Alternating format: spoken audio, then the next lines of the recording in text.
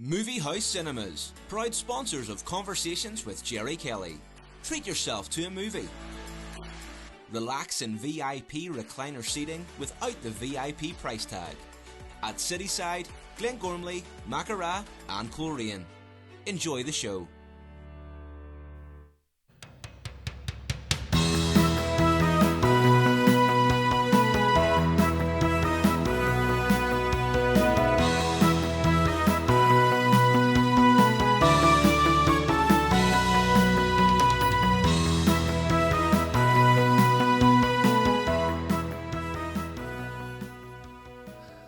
Good evening and welcome to Conversations with me, Gerry Kelly.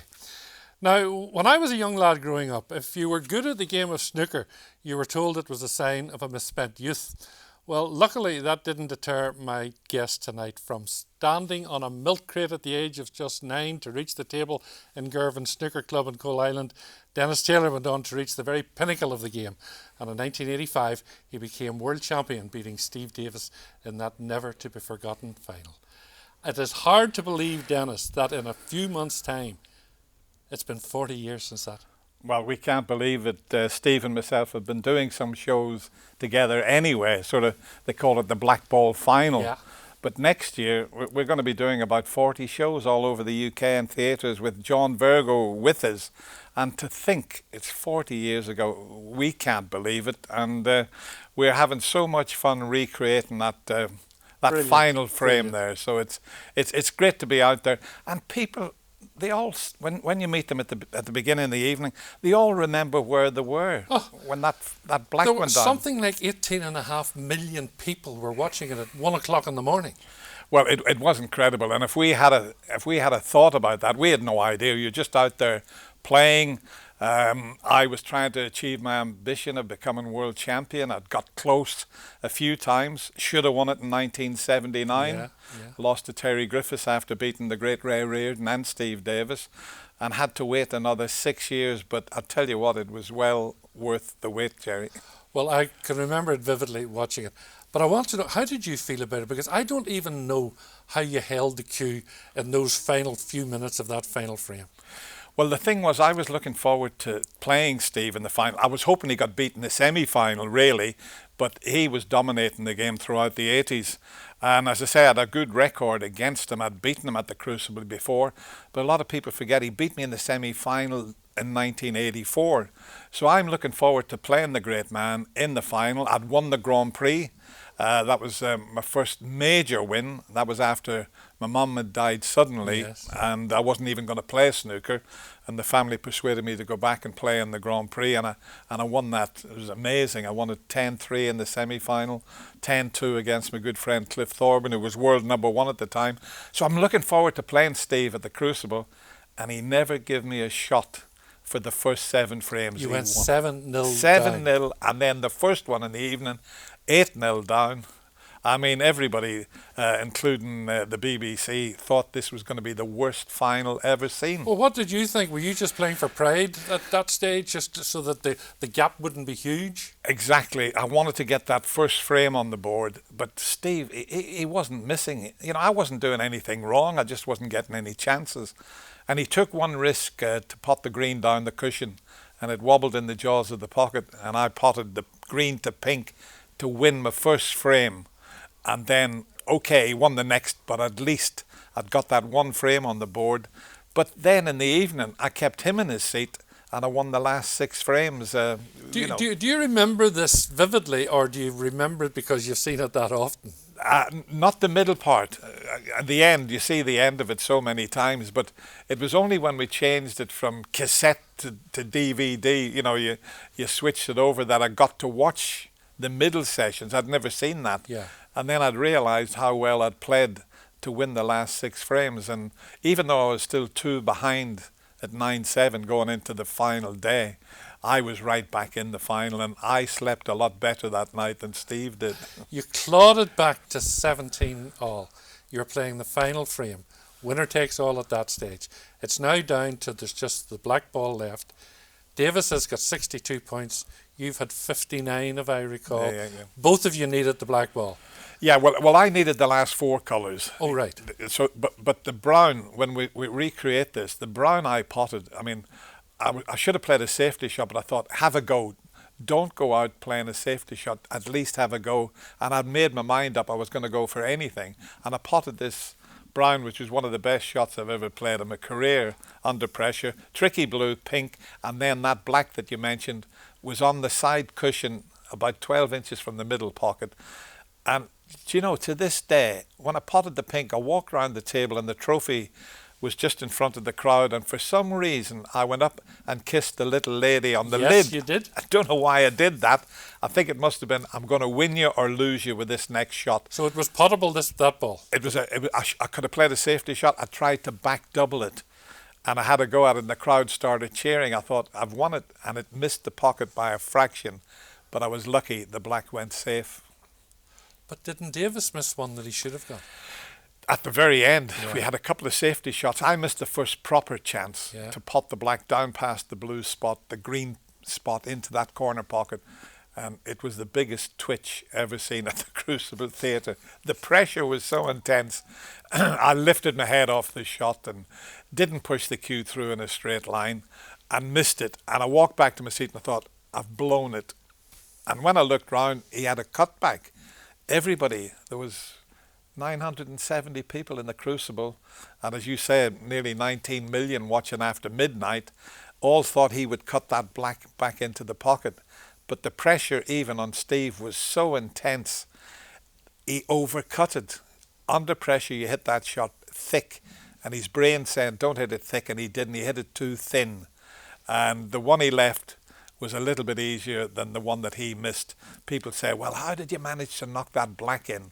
It was easier than the one he missed, but even then, I took ages on the shot and didn't even grip the cue. I never even put my thumb around the cue. I let it rest on my 4 fingers and took ages on the shot and let go of the cue.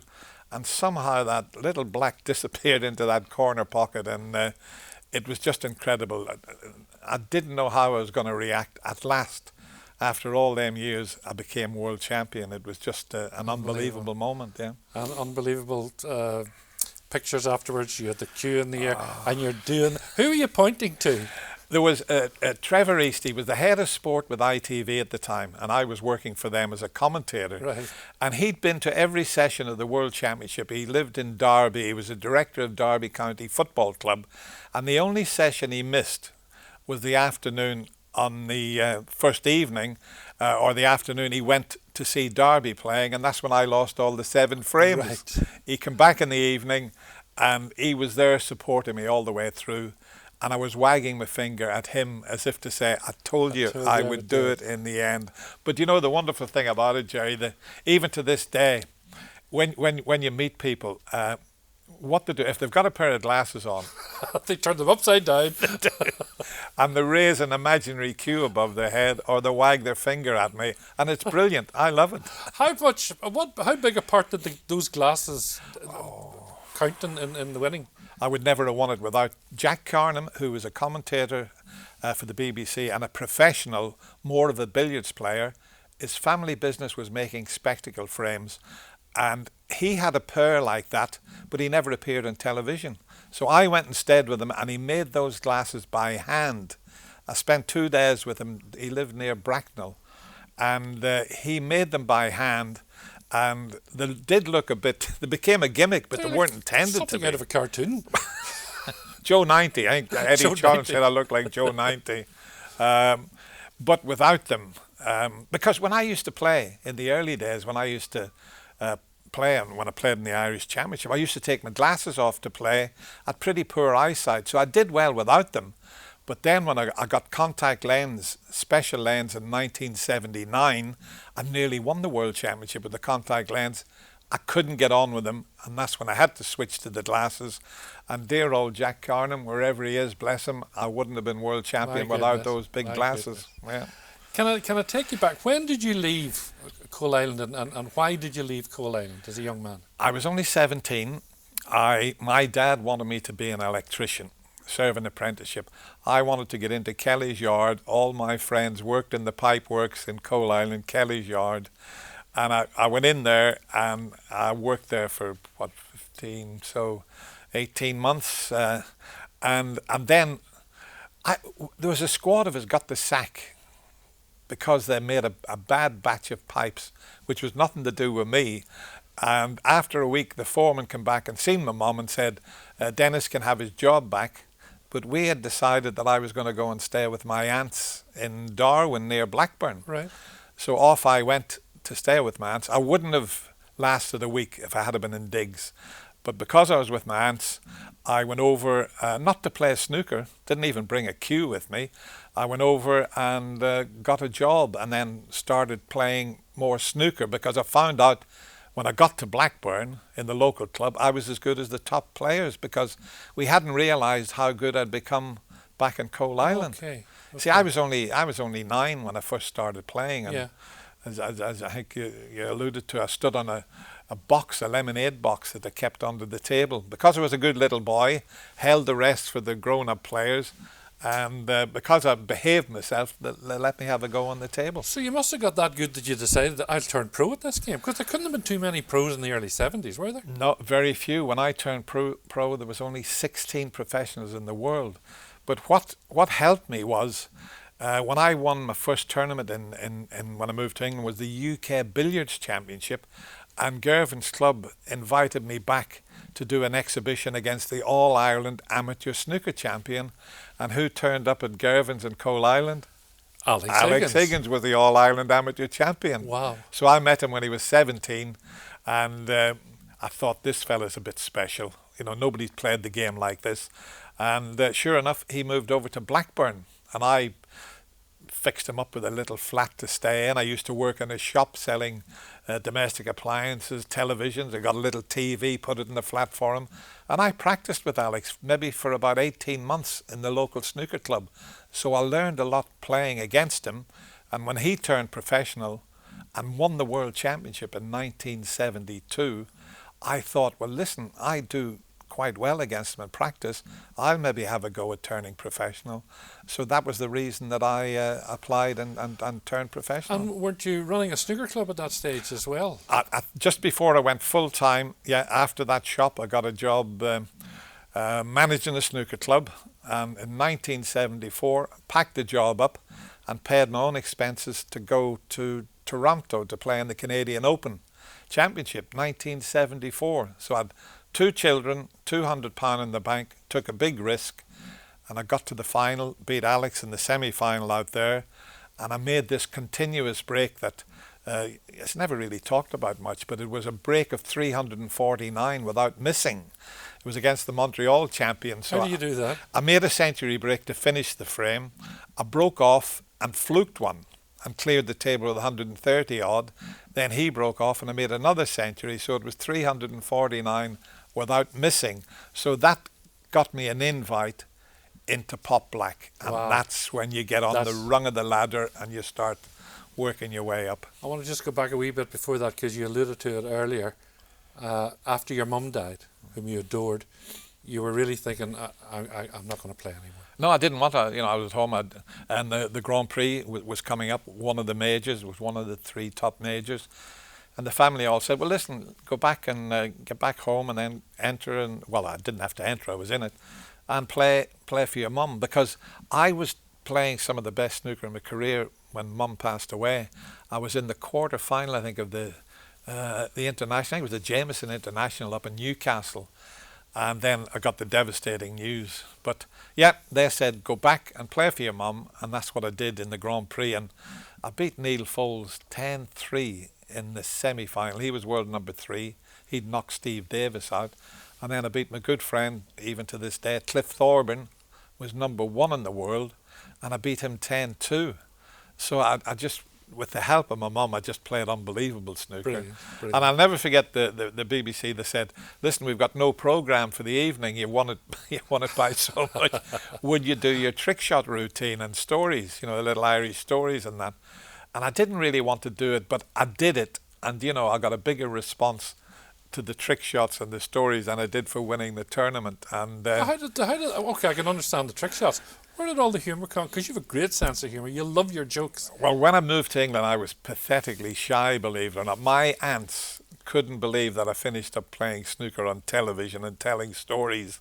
It came about, I used to go and watch the top professionals play exhibitions, John Spencer, Ray Reardon, but there was one player from Northern Ireland, Jackie Ray, going way back, who was from Dungannon, and I think his son still lives in Kyle, Johnny, and I used to watch Jackie, and he entertained. He was better than the Joe Davis and Fred Davis, because he had a bit of fun with the crowd. And I thought, I'm going to try and be like that. So what I did, when I was doing the trick shots, if it didn't work a shot, I'd set it up, and I thought, I'll try and tell a joke while I'm setting it up again. And that's how it started, and it built up into a whole cabaret routine, and some of the players followed suit, and Steve Davis is a master at it when he's doing an exhibition. Willie Thorne, God rest his soul, used to be very good. Steve Davies is a master of telling jokes. Can you believe his sense of humour is amazing? We do all these shows together, and he is one funny man. Back in the 80s, he was like, I always describe him, I know you love your golf, Nick Faldo, focused. And boring, almost. Well, and then he got on Spitting Image, and then he became interesting, Steve Davis. Spitting Image gave him a whole new personality, you know. Interesting. So, you mentioned Alex. You've had a fraught relationship with Alex over your life, haven't you? Well, as I say, at 17, he came over, and we spent nearly 18 months practicing together, along with another player called Jim Meadowcroft, who was a BBC commentator as well. Three of us used to practice together. And it was great. I mean, we got on. We won the World Cup team championship 3 times. But did he not at one stage threaten to shoot you? Yeah, well, that was... Unfortunately, there was a member of the press walking past as Alex lost his frame and had to come off, and it was my turn to go on. But Alex said, no, I want to go back on again. Well, the format, he couldn't go back on again. And I'm saying, Alex, you can't go back on. And he'd lost it a little bit. So he didn't see the press fella behind. So he said, listen, the next time, he used to talk a little bit like that, Jerry. The next time you go back home, I'm going to have you shot.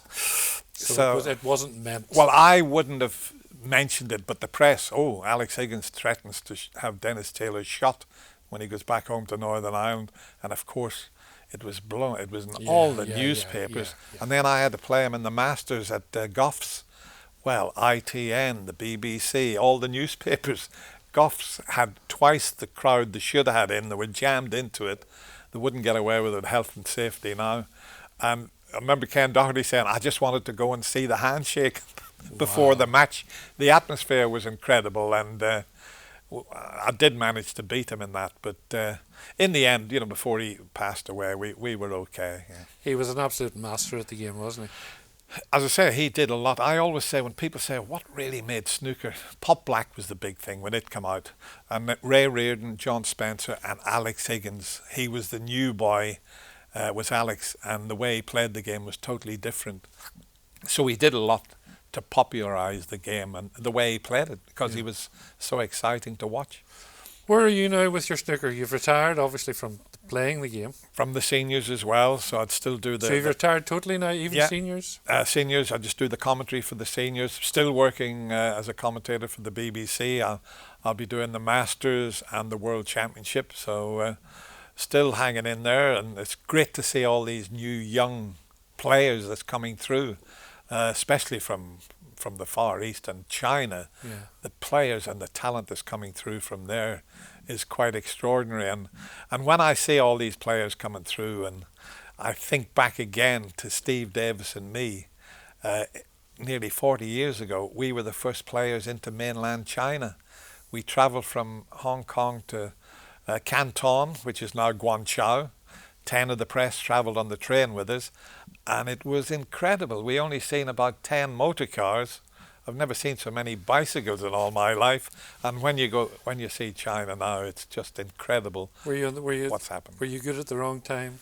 No, I wouldn't have changed. Really? Wouldn't have changed anything. There was no money in the game when I turned professional. Well, Karen Wilson won $500,000 last year when he won the world title.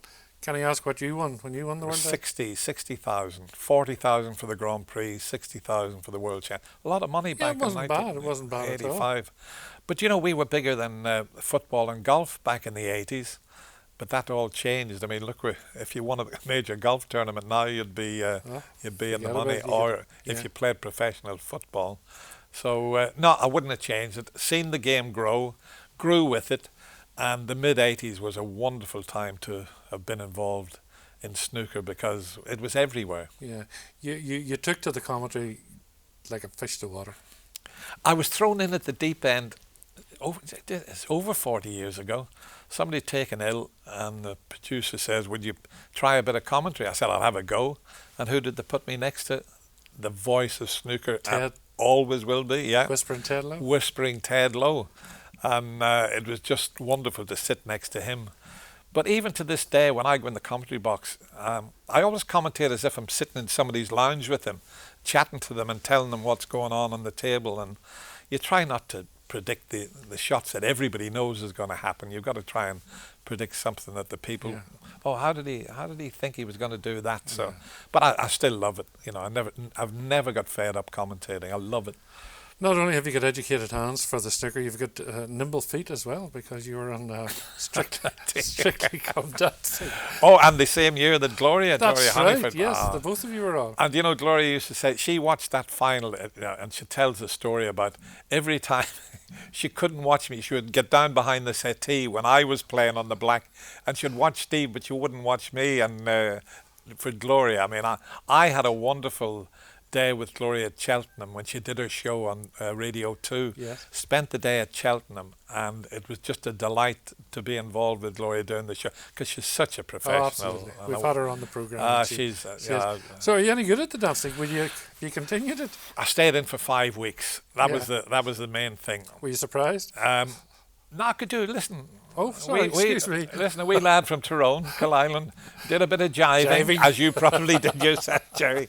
But my first dance, we up in Coal Island, we never did a cha-cha-cha around the ballroom or a samba. But Paso doble. Oh, mine was hilarious. You should have, because I'm normally smiling, and you're not allowed to smile when you're doing a paso doble. I was petrified, but great fun. And I remember that judge that they used, Craig Greville, he's still there. Had a go at me every week, and one week I don't know why I said, "Listen, if I give you a snooker cue, I'd like to see what you could do in 4 days." And he took the challenge up. We got him into a snooker club with John Virgo, Willie Thorne, and did it like the big break. They used to have a session. Yeah. You put the balls up and pot as many balls as you can, John Virgo used to say, and Craig had a go with the 10 reds set up. When he was practicing, he knocked 3 or 4 in, but when we recorded it, the pressure, he never potted one ball. So I said, "You see what the pressure's like, Craig?" So. We've only a minute or so left. You love your golf, and indeed the family love your golf because your son's big into the golf.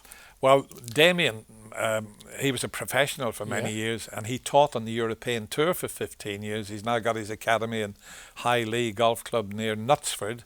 But my son Brendan, who manages a lot, over 30 of the top young golfers, he took me to Abu Dhabi and Dubai for my 75th birthday. It was back last January, but he said in November, "I'll take you to the Race to Dubai, the last 2 events." And I played in the Pro-Am in Abu Dhabi, and his player, Paul Waring, won in Abu Dhabi, won £1.5 million in prize money. I like to think it's because I had dinner with him the night before. So you're his lucky mascot now. Absolutely. And then, of course, on to Dubai, and who wins? He'd won the Race to Dubai, but Rory won the tournament as well. He did. So I had probably the most wonderful 2 weeks I've ever had in my whole career. I can't wait until I'm 75. A long time. Excuse me. Dennis, it's always a joy to talk to you. I love your company. Thank you so much for being my special And guest you must today. have me back at our Glass to play. There's a standing invitation. You're most welcome anytime. Thanks very much, Gerry. Dennis, thanks a million. Thanks a lot.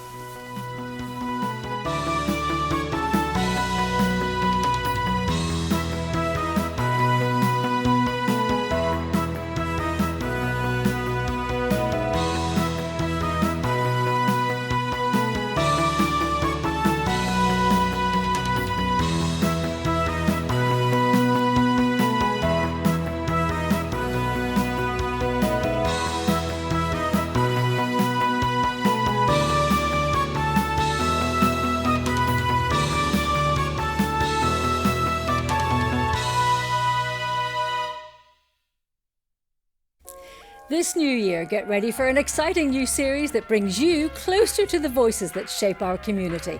Join me as I sit down with beloved local figures from sport to media, from activists to everyday heroes. We'll journey into their lives, revealing the passions and the inspirations that drive them.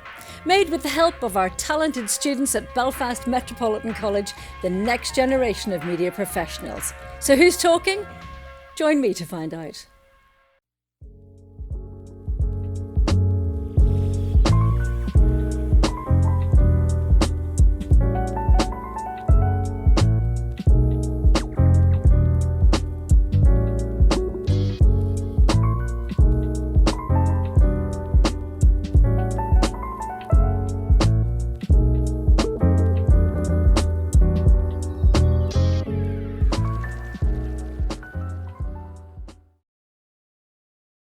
Heading to the North Coast, the Jet Centre in Coleraine offers entertainment for everyone.